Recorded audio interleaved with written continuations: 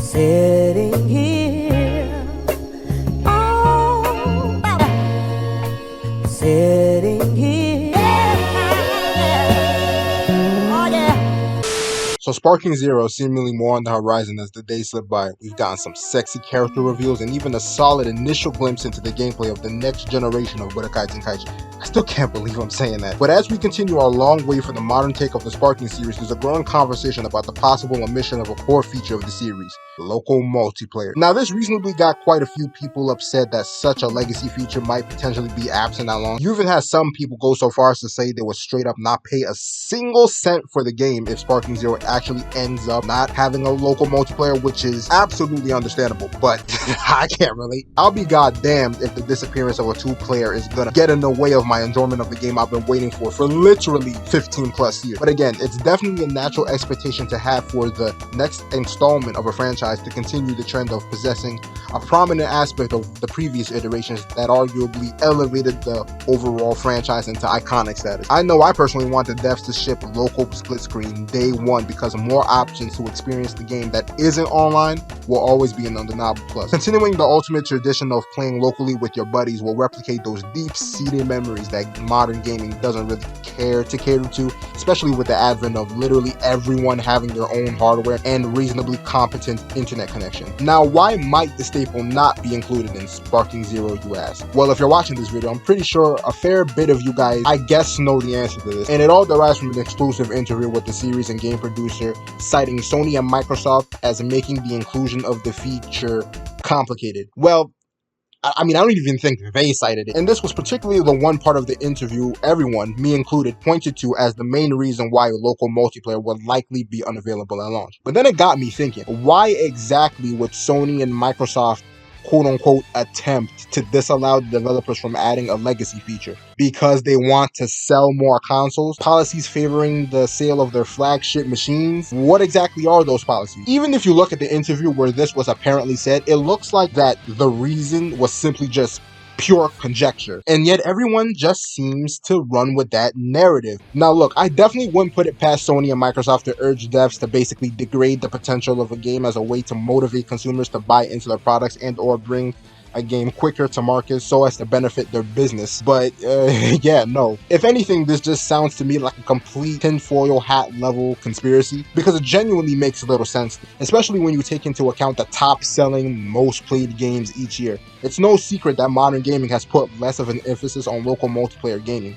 It's unfortunate, but it's just the way it's been for years, pretty much. But looking at some of the best performing games annually, you'll see that a good chunk of these games have a local multiplayer attached to them. FIFA, Madden, Call of Duty, 2K, even fucking Fortnite, which is genuinely a surprise to me. I wasn't expecting that to have a split screen mode, so seriously, what gives? If these solidly relevant franchises are always top charting in MAUs, dollar sales, etc., wouldn't there be more incentive for Sony and MS to nudge those devs and say, hey, what do you say you put that local multiplayer in the trash? These aren't just any pipsqueak titles that you see in the bargain bin at Target, by the way. Again, we don't even know what these so-called policies are. So the regurgitating of that, well, according to this interview, Furitania or whoever said Sony and MS is making it complicated and it's possibly due to policies.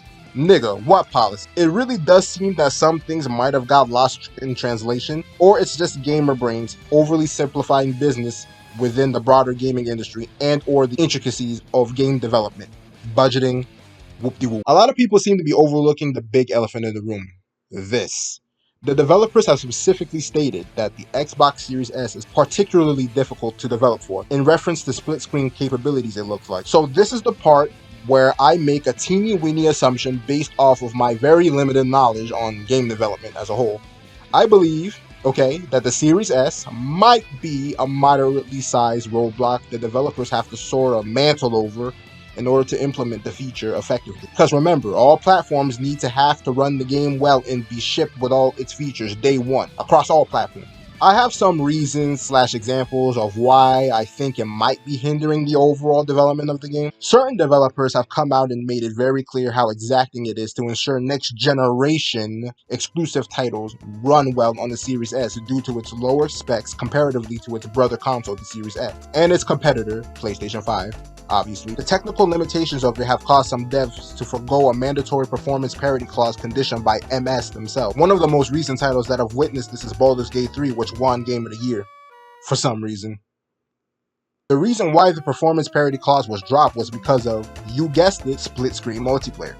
Larian Studios, the devs of Baldur's Gate 3, were pretty much working ceaselessly to ensure the Series S would work alongside the Series X without compromises. Ultimately, it ended up with Larian completely dropping the feature from Series S consoles as a whole due to its technical limitations, only making that feature available on the Series X. The Series X and S parity clause caused the game to be delayed for Xbox platforms as a whole because of MS's insistence that both platforms came with the full package day one.